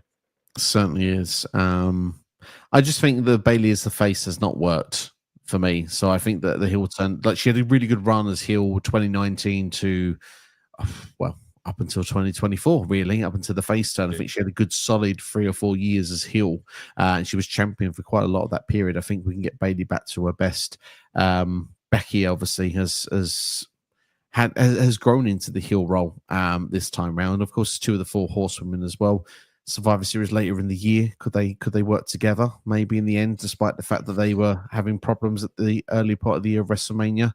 They both been around the block enough times to know what this is all about. So maybe it's something that they could look into. We'll have to wait and see. But Mike has got his theories here, and he says, here is why Lyra's the one that turns. Storyline is that Becky retains, Lyra can't challenge as long as Becky's champion. It's too soon to take the title of Becky Lynch, and Becky taunts Bailey, who is ringside. Bailey goes after Becky, but at the same time unintentionally costs Lyra the match. Lyra snaps, knowing she can't challenge the title, and takes Bailey out. Very plausible. Yeah, like I said, I think Bailey will come off better there. And although, like you said, Lyra's been doing great work, I'm kind of intrigued now because I think Lyra's been a whole babyface the entire run, NXT, the whole lot. So I think it'd be something fresh for her just to see how she portrays herself as a heel. It would be interesting, but it also is a risk. That's what I would say. I think Bailey needs it. I don't know if Lyra needs it, but certainly there's an argument that could work both ways. Storyline-wise, the narrative. Yeah, I mean, the thing as well with your dynamic on Bailey being a babyface, it's almost like as long as Bailey's been a babyface, she hasn't been booked on cards and in matches and WrestleMania, and it almost feels like it could be the character that's not getting her booked in these pay-per-views. So, do you know what I mean? There is that ultimately to think about, and Bailey shouldn't have to worry about being booked on cards. Bailey should be getting booked. So maybe the character is the thing. Maybe going back to heel would be the safest bet. Possibly indeed. Let's move on in the meantime to TLC. That's right, the White Six are the current WWE Tag Team Champions, and they'll be taking on the former champions of the Street Profits. We've got Fraxium, we've got Motor City Machine Guns, DIY, and of course we've got Andrade and Ray Phoenix in the mix as well. A lot of teams. This has been going for quite a while. Excuse me. White Six, though, recently winning those tag team titles from the Street Profits. It's been frightening the whole division. But of course, they've all been trying to get together, but not getting along. Phoenix and Andrade recently have been pairing up and have been picking up victories. They got a tag team title match, but of course, it all kind of broke down this past week on SmackDown with the White Six kind of causing the DQ. That led to basically the White Six versus all of these teams, and officials trying to break it up, and Nick Aldis making the TLC match. Long and short of it, TLC debuted at SummerSlam 25 years ago in the year 2000. Dudley Boys, Edge and Christian, and the Hardy Boys. It was freaking amazing, and I think it's nice that we have a TLC match here at SummerSlam. It's good to get everyone on the card, and I would like to see a conclusion. I'd like to see we move on a little bit from this, but hey, it feels like all these teams are destined to fight forever at this point. Yeah, I mean, we was texting the other day just in general talking about this match and how that Andrade and Ray are being booked like they are the next champions. It's just a case of, like you said, with the Wyatts winning them tag team titles recently, I can see them retaining just to lose them in a one-on-one match with Andrade and Ray Phoenix. Because I think that way you also give the rub to the Wyatts, who, let's be honest, desperately need something. Like 2 title defenses and they've lost their tag team titles is kind of underwhelming. I think if you give them a big win here over 5 other tag teams in a match that will probably be one of the most funnest matches on the card that night, will give them something, and then just give Andrade and Ray Phoenix the opportunity on SmackDown or the next premium live event to have a match and win those tag team titles. I wouldn't mind seeing them do another 4 weeks or 3 weeks. Well, what's after SummerSlam anyway? Is it Clash in Paris? Clash in Paris, yeah. Which is when, what, end of August? Really? Wow, okay. Yeah, so look, you got another 3 or 4 weeks there. You could easily have the Wyatts do a couple more defenses, get some wins over some teams just to lose them in Paris. I mean, look, we ranked it, and I said to you, look, in order from least likely to most, I've got Profit 6 because they've just been the recent tag team champions. DIY, they were champions really just before. Don't really need them. So with Motor City Machine Gun. Thraxium, I think, are the outside favourites to win because newest thing on the block. They are a hot tag team. They will be tag champs at some point. I have gone with Andrade and Phoenix at number 2, and I've gone with Wyatts retain. I just think they need it because, let's be honest, they're not doing anything with them otherwise. I hate to say it, I agree with everything you say, especially with the order. The only thing is, though, I would say I predict what I think, and then I don't say what I want. This is the one match I'm going to do different. Phoenix and Andrade for me. I've got the momentum coming into this match. I would much prefer Phoenix and Penta, by the way. Penta's not even on this show. He's not been booked for the last couple of Raws. Let's hurry up and get the Lucha Bros together at this point, because how the smooth operator is not on the show, I'll never know. I'm not sure either. But look, Andrade and Phoenix have had good chemistry in the meantime as tag team partners on SmackDown. They've made it work, because Phoenix for me hasn't really worked on SmackDown, controversially to say at this point. Just feel like he's just been there. Part of the LWO. Well, yeah, that's true. But yeah, now I know what you mean. Andrade needs something as well. Andrade has been there since the start of the year and has done diddly squat. So a tag team run could do him some wonders. I'll do one better for he's been there for a year and a half. I thought he came. Oh my god! So this is when my brain is like a sieve. I know I remember he came back at a Rumble. I just thought it was this year's Rumble. It's already been a year and a half. Has it been a year and a half? Yeah. Oh, yeah. Look, Andrade desperately needs something then. Yeah. And I think they're going to get it here. I think it's tag team gold. I'm going to say that this is going to happen because I'm sorry to say it, Wyatt 6, it's not working for me.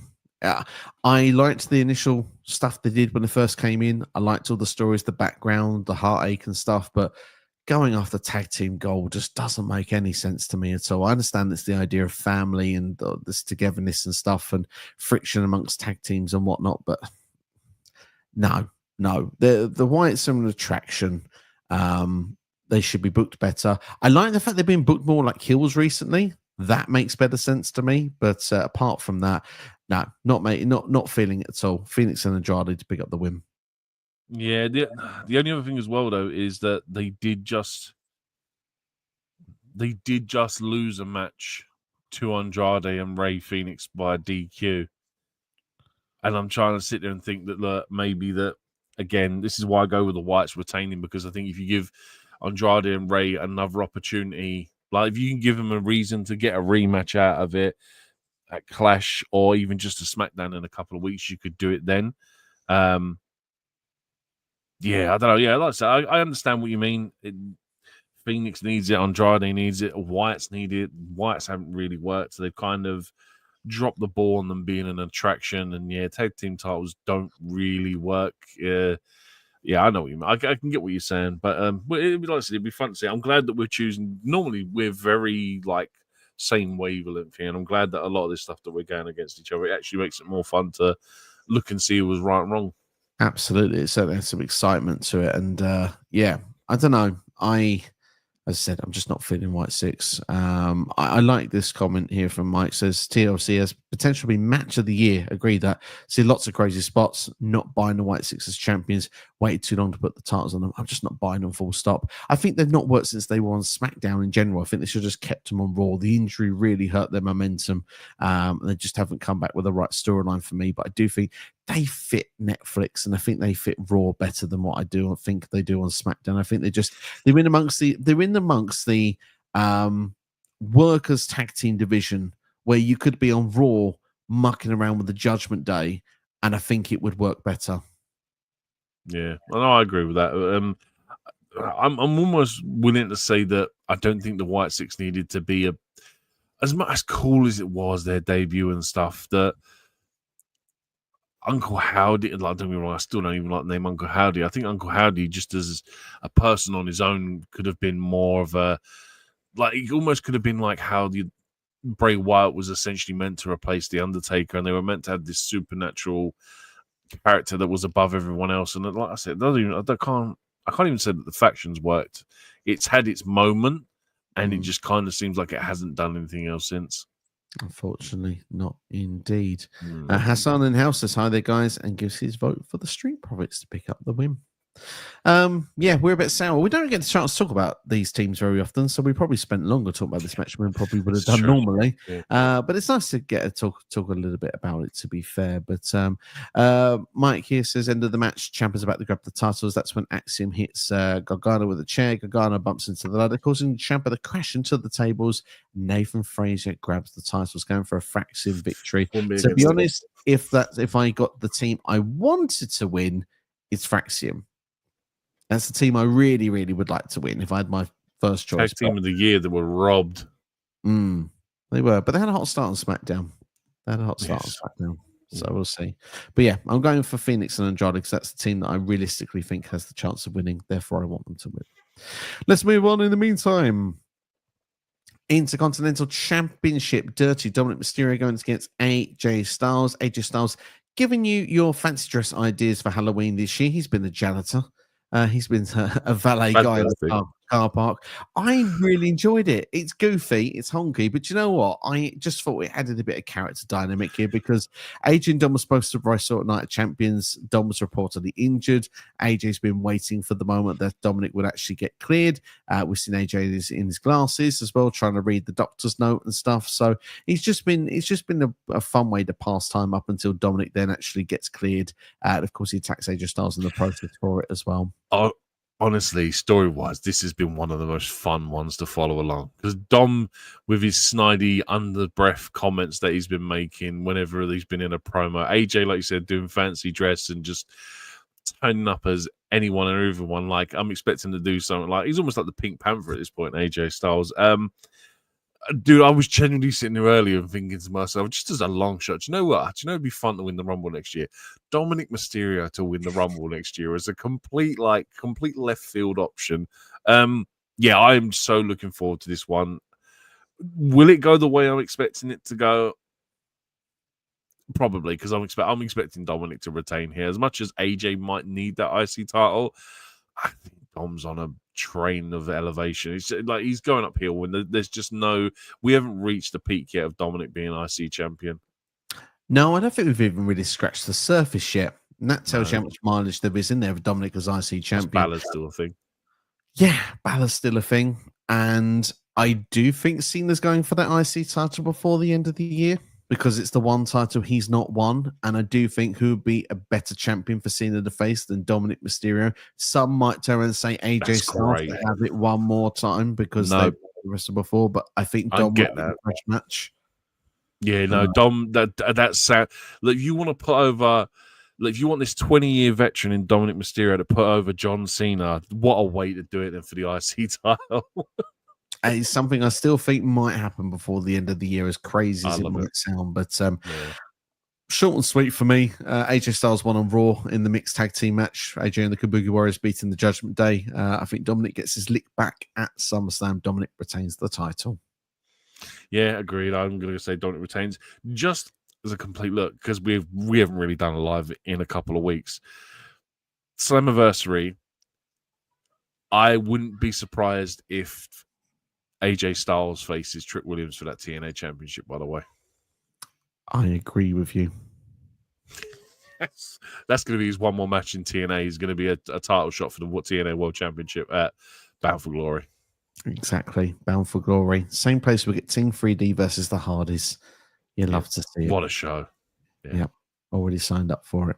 But we signed up for SummerSlam and we dived through the third match quite quickly. So let's dive into the fourth match. For the steel cage match, it's going to keep everyone out, apparently. Solo Sikoa versus Jacob Fatu. Another interesting one for the United States Championship, because this storyline has been based around the fact that Solo, there'd been like a car accident in the car park, and Solo had framed it to be Jacob Fatu. Police took Jacob Fatu away. Fatu was brought back of being proven innocent, and it was later proved it was Solo Sikoa. Solo Sikoa was taken away by everyone, and of course that led to the thing of trying to get Jacob Fatu locked up. You're both going to be locked up at SummerSlam in a steel cage match for the US title. It's an interesting way to do it. I'll be honest with you, I kind of like the fact that we have a steel cage match at SummerSlam. It doesn't need to be Hell in a Cell or anything like that. It's the classic steel cage. We've had some great ones over the year at SummerSlam. Steel cage matches. Obviously, Bret and Owens, first one that comes to mind. Mankind versus Hunter Hearst Helmsley '97 is another one I think that people overlook as well. So, yeah, good to see it back. I have a full-on prediction. Should I do that second and let you have a little discussion first? Let me have a little rant first, just before you give me this. Look, my problem I have with this match is, while I think it's going to be great, Jacob Fatu is the third guy I remember from the three future stars that WWE have eyes on. Is him, Bron Breakker, and Rhea Ripley. Rhea Ripley still already is top star. If Jacob Fatu wins here, because you ultimately know that the rest of the bloodline side of Solo's family are bound to get involved. Is Solo beating a whole faction for the United States title? Is that not a momentum killer for Solo and the rest of that faction? If Jacob Fatu wins, yes, that would be a bit of a kicker, because although it's supposed to keep everybody out, I'm pretty sure that Tongaloa, Talatonga, I've been watching GP a bit too much in the last couple of weeks because I keep saying Tula Tonga because he's very tall. And obviously as well, you've got JC Mateo as well in there. So I mean, there's a lot. Obviously, Jacob Fatu's got Jimmy Uso. There could be the fact that Jacob has a couple of more family members that could come in and help, and then things are 4-on-4. That could always be an option.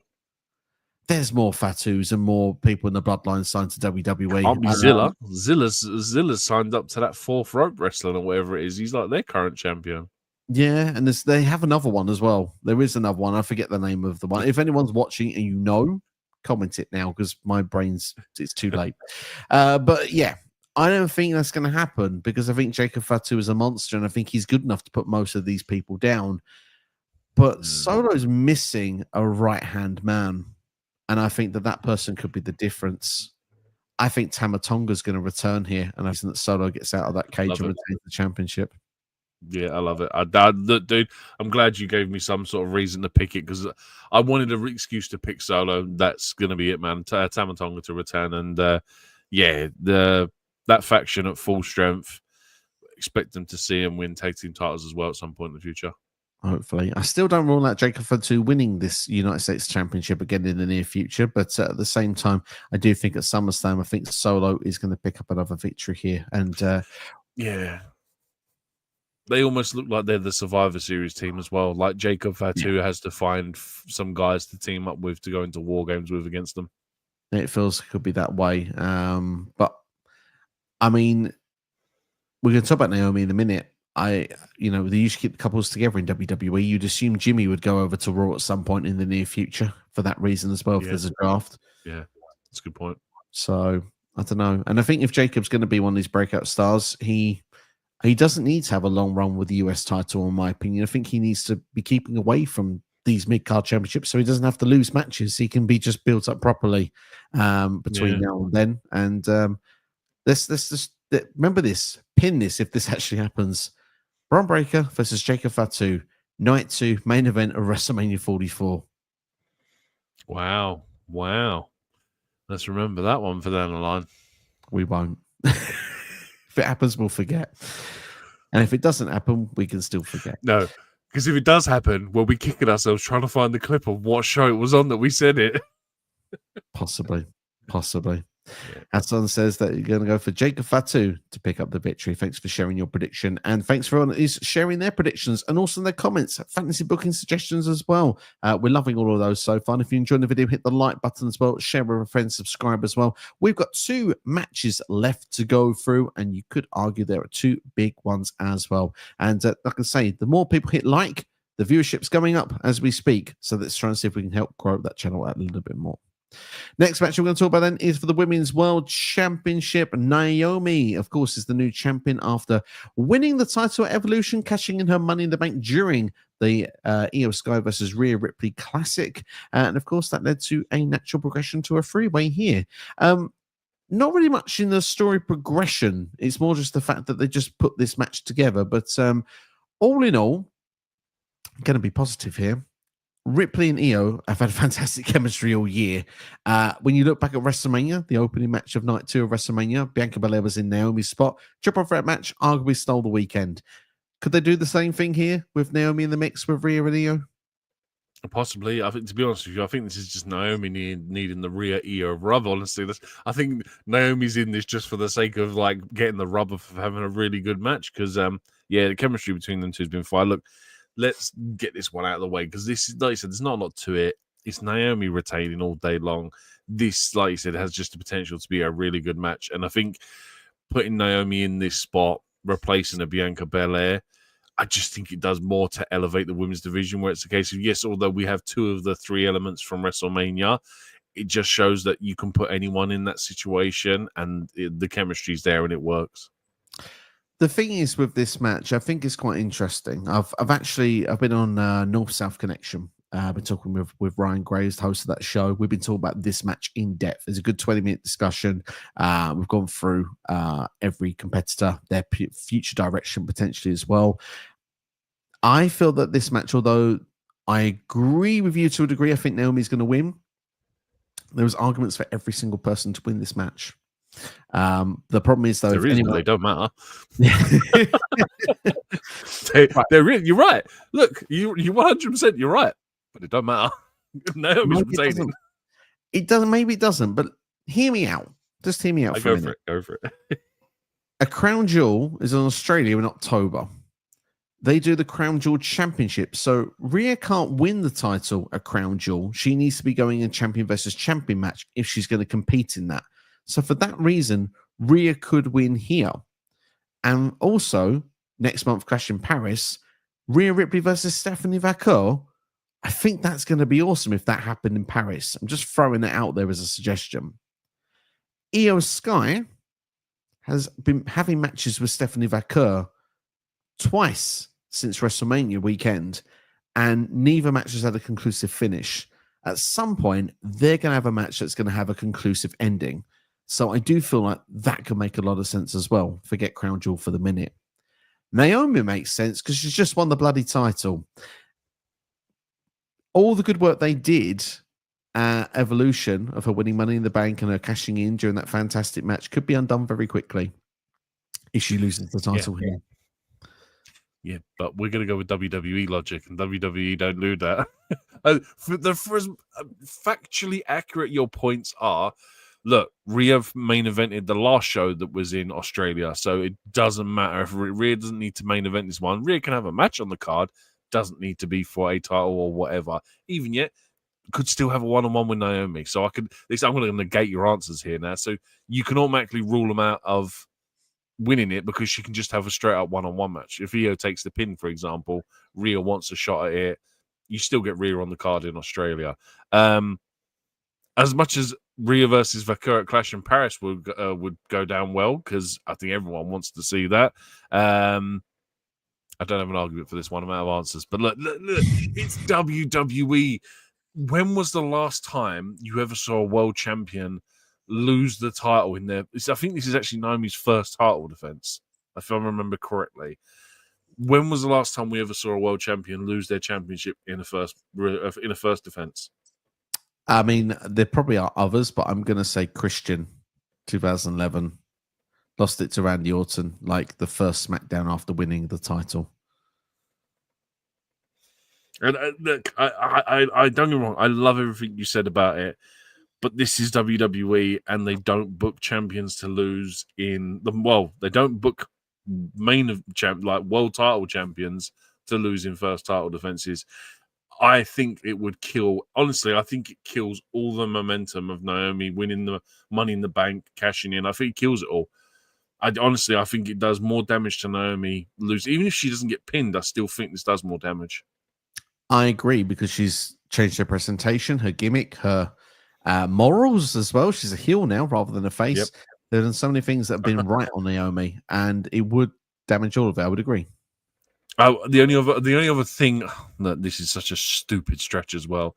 The only way you could kind of work this out is that Jade beats Tiffany, and then Naomi challenges Jade for the title, but then Naomi can't win that because Jade's just won that. So again, there's no logic to it, unfortunately. No, I totally get your point from that.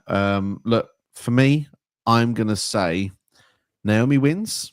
And initially I thought Io might take the pinfall again. But if we look into the story narrative of the match, I think Rhea makes more sense, because Naomi's the heel, and she doesn't need to win a match clean because she's a heel. So Rhea Ripley can't beat Io Sky. It's a scientific fact at this point. She can't get the job done. A statistic anomaly. The Steiner math is there. She can't get the job done. So for that reason, I think Io Sky is going to hit her moonsault. She's going to have the victory set there over Rhea Ripley. Naomi's going to throw her out. Steal that pinfall, and pick up the victory. And I think Naomi's going to retain. And I think that then leads to Naomi versus Stephanie Vaquer, Clash in Paris. Probably they'll do some sort of screwy finish. That way Naomi can get to the Crown Jewel Championship. And of course, Rhea can't beat Io. Well, the show that she'll do it on is Crown Jewel in Australia, because although Rhea will not main event that show, it's Rhea Ripley. Even if she's not in a championship match, she's going to be on that show. So they can do Rhea versus Io one more time, and that's when Rhea finally pins Io Sky. Yep, no, I agree with that. That sounds like the most logical and plausible answer. That, yeah, it just makes sense. And as much as I don't really want it to be like this big thing thrown away, like for me, Rhea beating Io should be a bigger story beat than just putting bums in seats for an Australia show. Like, at some point, whether Rhea's the heel or Io's the heel is when that victory should come. If anything, if don't get me wrong, I wouldn't be against Io winning again and Rhea still not being able to beat her. And then that way you could maybe split them on a brand split draft and keep them away from each other. And it's something you can revisit a year down the line, 2 years down the line, whenever. Absolutely, yeah. I totally get it because it's something they've done since the Mae Young Classic, so it's been going for quite a while. Now, this is on night 2. And plus, sorry, and just to say as well, the hometown heroes normally lose. So Rhea's due a loss in Australia. True, she won last time. So, yeah. It could be the case. Now, look, I'm just going to... This is a mini question because we should get onto the main event in a couple of seconds' time. But this match now is on night 2. Before WWE had announced their cards of what was going to be on what night, was there a potential with the momentum that had come out of Evolution, the fact that people were still talking about this, were loving the finish, were loving that Naomi's character, her being champion, everything about Rhea versus Io before that? Was there a small argument that this perhaps should have been the night 1 main event? Yeah, I mean, it probably has. It's probably one of the better built stories because it has some legs. A lot of the stuff on here is very short term build. I mean, Gunter Punk, that was built off of a gauntlet match, and it kind of feels like, yeah, maybe this should have been the night 1 main event just to give some rub and just to obviously carry on the momentum from Evolution. It would have been great. I could be wrong. I don't believe a women's match has ever main evented a SummerSlam. I think this arguably could have and maybe should have been the first one on a night 1. Yeah, that's a very good shout, yeah. But it wasn't to be, unfortunately. But who knows? Maybe next year. Would be nice to see.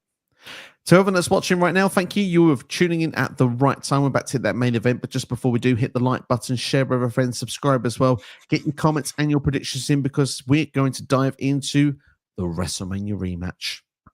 John Cena versus Cody Rhodes one more time for the WWE Championship. And this time, it's going to be a street fight.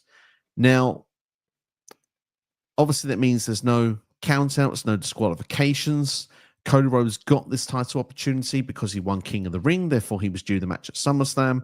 But John Cena was doing some filming, and he said that actually the decision had been made that he shouldn't be at SummerSlam, that this match should be saved for a later date, but Cody would get his match. He said, look, you've earned it, you deserve it. Not so heelish in a way, the fact of saying you will get your match, you deserve it, but heelish in the way that he's kind of keeping away from the SummerSlam match. But Cody annihilated John Cena, put him through a table, and then made John Cena sign the contract while he was unconscious. Bit of a Steve Austin type move, but there's been some interesting dynamic with these two, because obviously John Cena turned heel earlier this year, something we thought we'd never see before at Elimination Chamber, after Cody refused to sell his soul to The Rock. John Cena, many thought, had done so in that moment, but he hadn't. He just turned on Cody Rhodes. He saw Cody was weak and he thought he could win the WrestleMania match and could turn on the fans and use everyone against them to his advantage, which is what he did. He won the WrestleMania main event as well because Cody couldn't pull the trigger to be a bad guy. John Cena used the mind games to get through on that particular occasion. But something changed on the road because John's been a bad guy. But in Saudi Arabia against CM Punk, Cena started listening to the fans a little bit. He was doubting himself a little bit. Now, ultimately, in the end, he did the heel thing and he retained the championship and he got away. On that same show, Cody Rhodes versus Randy Orton, possibly my favorite match of that show, just for the storytelling in itself, because Cody worked heel in that match. It was face versus Randy. Randy had hurt himself, obviously, and had previous issues with his back, and Cody targeted that. Cody pulled the trigger. He didn't hold back, and he was actually being quite mean and vicious in that match to Randy. Just showed a different side of Cody Rhodes, and Drew McIntyre called Cody out on it as well. Knows it's there. Knows that it's almost like a carrying cross deal again. Knows that evil's in there, but it's not quite come out.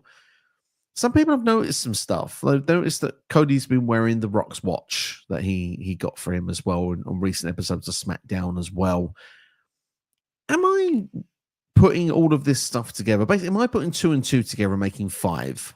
Or am I making 4? Is there a potential here that we could get a double turn at SummerSlam, that in some way or fashion, John Cena leaves the show as babyface and Cody Rhodes leaves the show as heel, because ultimately Cody's going to be offered that proposition one more time of whether he will take the shortcut, and it's not a cheat because it's a street fight, but certainly to take the low road, the low morale, the wrong morale way of winning a title or not. And Cody's already said he's not going to make the same mistake twice. Yeah, I think that for dear God, I hope they do the double turn. And this is nothing purely to do with the character work. Be honest with you, this is more to do with the build for me, because when Cena first come out and said that, look, we should delay it, I'm shooting a movie, this to me just screamed this is a BS excuse to swap that title back to Cody Rhodes. I genuinely felt like, look, you're going to play that. Oh, well, he wasn't. Do you know what I mean? He would he's shooting a movie. He's not ready to go, blah, blah, blah. It just feels like it's a cheap excuse to give John Cena a reason to lose to Cody Rhodes. So if they are going to swap this title over, I pray that they do the heel turn or the double turn even, just because Cody is the guy. He is the next John Cena. And Cody going as a babyface for the next, 4, 5, 6 years, depending on how long he's going to carry on wrestling for, I think it's one of them things that's just more of a shock factor if we actually do get a heel version of Cody Rhodes. It's just one of them things. It's more of a business point, because you have Cody Rhodes as this top guy. He does all these fan meet and greets. He does all the Make-A-Wishes. He is quintessentially the next John Cena. Like I said, you can do it. Have Cena go back to being that baby face for the rest of the calendar year and possibly swing them back the opposite, and have Cody get him back to being a baby face at some point. I don't know. I just think that they've kind of put themselves in a position now where if Cena does win, what kind of momentum is that going to give Cody going forward? Because he couldn't beat John in a normal match. You can't beat him in a match where there are no rules. So what's the momentum there for Cody going on to try and win that title back? If Cody wins, if he wins clean as a babyface against the heel John Cena, like I said, the build has kind of ruined this one for me, and how that I'm supposed to look at it in terms of story-wise. Well, you've told me Cena isn't 100%, so why am I supposed to believe the story that this street fight took everything out of Cena? I can't buy it.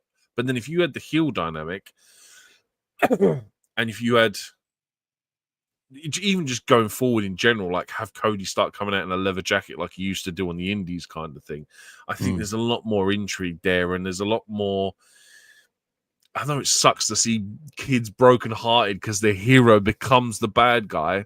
Look, what's that famous quote? If you stick around long enough, you force yourself to become the bad guy. And look, we're at that point now where, Cody Rhodes probably needs to turn heel. John Cena really needs to turn babyface before the end of the year. This is the ample, most perfect opportunity to do it. And it's going to be interesting. What realistically do I think is going to happen? Cena's probably going to retain and there's going to be no heel turn. That's probably that's probably going to be my prediction. If you're giving Cena the opportunity to hit Cody Rhodes with that title belt legitimately, there's a reason he's probably going to retain. What do I want? I want the double heel turn. I think it's more interesting going forward, going on to Survivor Series, Royal Rumble, WrestleMania, whatever, because I still don't think John Cena's going in December. He's going to go all the way to WrestleMania. And I would want that, but I'm not WWE and I'm not the one making the calls in terms of a business aspect. Understandably, and some really good points you make there. Looking at this to answer some of the things you've queried, I think if John Cena wins this, I think he has something like 13, 12 dates left after this. His SmackDown and Raw appearances start to become minimal going forward after this. It's more PLEs he'll be around for, and that's the places he'll be competing rather than actually just doing talking appearances all the time. If that's the case, I can see, whatever the result, I can see a rubber match. because it would be 1-for-1 or Cody's last chance. And if John Cena wins here, I think it's John Cena's last opponent on the last day, and Cody wins the title on the last given chance. And whether it's a heel turn then or more likely rescues the championship, it's more of a babyface move. So I think maybe just to add that, like, it'd almost be a flip on how when Punk left, it's the same thing where Cena couldn't stop Punk from leaving, but Cody can stop Cena leaving. Exactly. Totally. If though Cody can win it, he could be a smart babyface rather than a heel. It can be that case. But if they play the character dynamic well, like they have done in, say, Night of Champions, which I thought was a fascinating show, just to see Cena's moments of compassion and listening to the crowd. I mean, there were moments in that match where Cena and Punk worked together against Seth's group, for example, so that Cena could, both him and Punk could have the match and finish off like they should do. What Cena would have probably done as a heel normally would have been, well, let them beat Punk up and I'll come and get the scraps.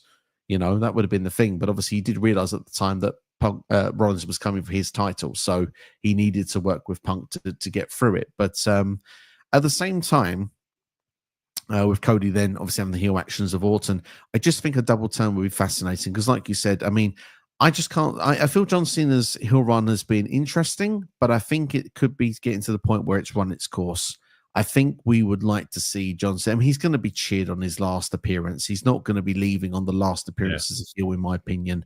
And I still think there's things for him to do, which is why I think him dropping the title here might actually make a lot of sense. I mentioned the one title is not one is the Intercontinental Championship, something he can chase after for a couple of months. He can do a Raw appearance or a SmackDown appearance. And not feel so stuck to one show.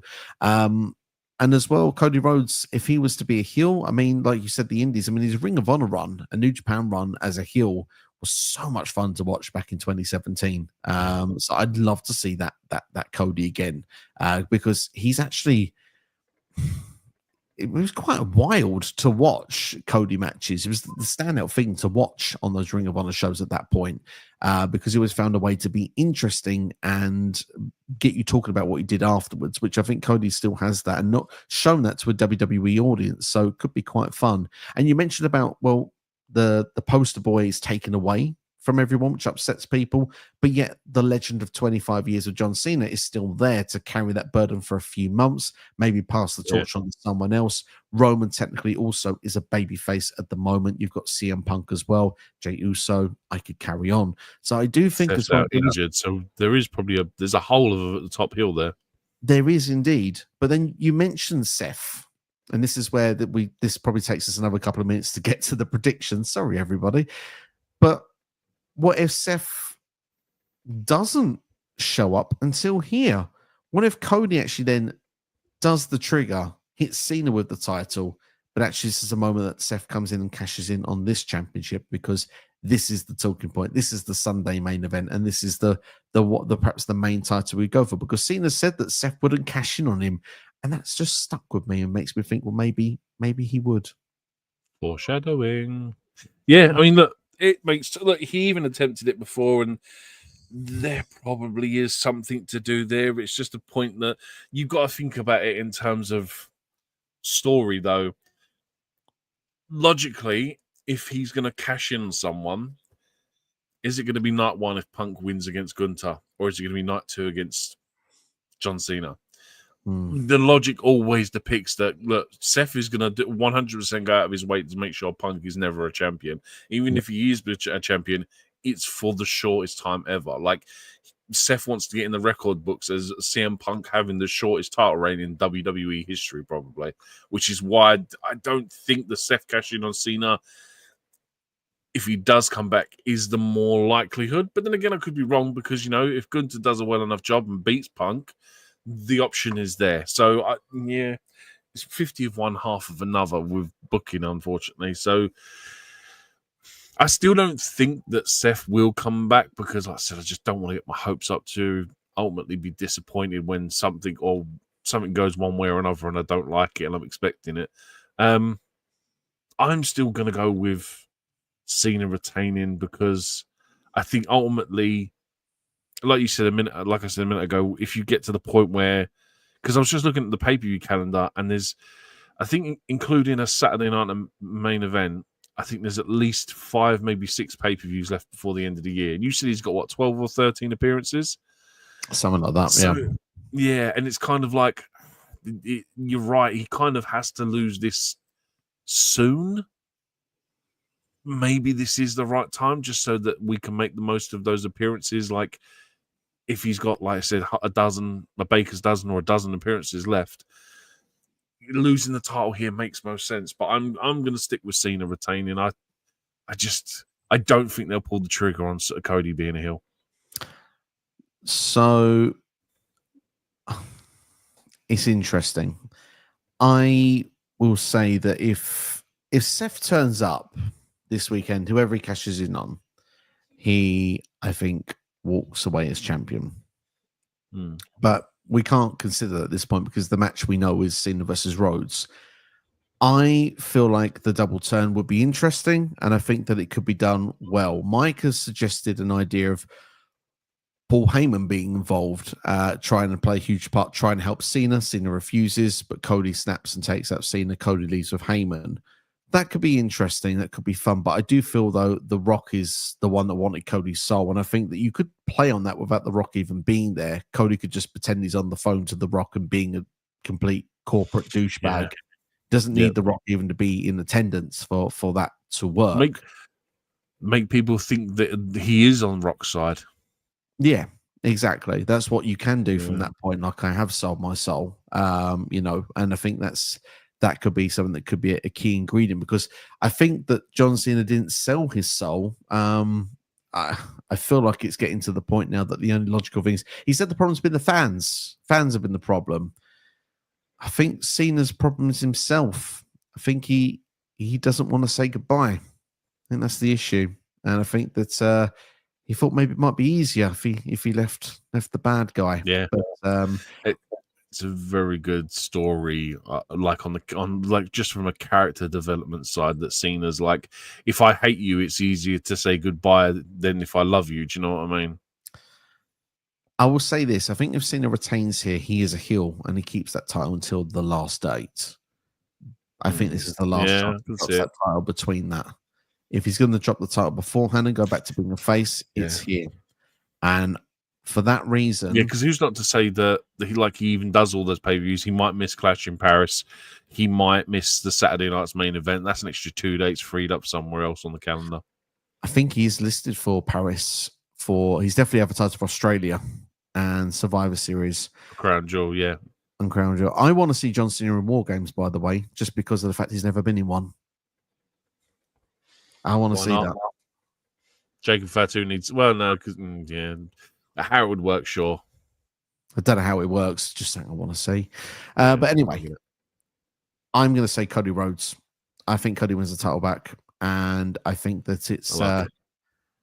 even if it's not a full-on double turn here, I think they will plant the seeds of something here to add some intrigue going forward. I think Cena's title run has run its course. Hell, he's had 17 of them. This is the 5th longest that he's had. Wow. Wow. That is actually quite a shocking statistic. 5th longest, and we're in 2025. Yeah. He's only had it since Mania. Wow, man. This would mean time and dates, like, dude, the Brood were around for like 3 months or something stupid like that back in the day. Yeah, in my head, they were around for like 5 years.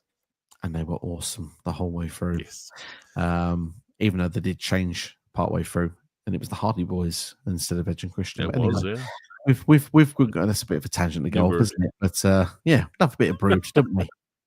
Hey, if you felt broody for our SummerSlam predictions, try and twist this in somewhere, hit that like button, share with a friend, subscribe as well, get involved with your predictions. You've still got time to do so as well. And of course, if you haven't and you're watching on delay, thank you for watching this whole video. You can let us know in the comments below as well. You can drop any questions in as well in the comment section. We're happy to answer them. And just to say, if you've watched this whole way through the video, hit the like button. Nearly 2 hours of your time. I would hope you've enjoyed it. You've spent a long time with us. So hit the like button. We are trying to grow here on YouTube. Like I say, subscribe, all that good stuff. Share with a friend and let them know that we are here. But we'll be back with a review At the moment, I would look for it to be the Monday if it's possible to try and do a review. It's 2 nights. It's gonna have to be because it's 2 nights. It's on Sunday as well. It's on Sunday as well. So I think Monday is probably the earliest we'll do it, but you'll get a review from us for sure. But make sure to keep an eye on the channel in the meantime. We have got our top 10 SummerSlams of all time.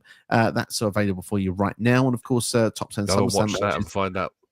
Go and watch that and find out why I'm a complete dunce for leaving an obvious choice off of my list. It's worth it for that alone. And then we've got our SummerSlam top 10 matches coming out later this week as well. And we are going to look to try and get a rewind in for you as well. SummerSlam 2000, that first ever TLC match as well. But thank you for watching. Look after yourselves and each other. Enjoy SummerSlam. We'll see you for the next one.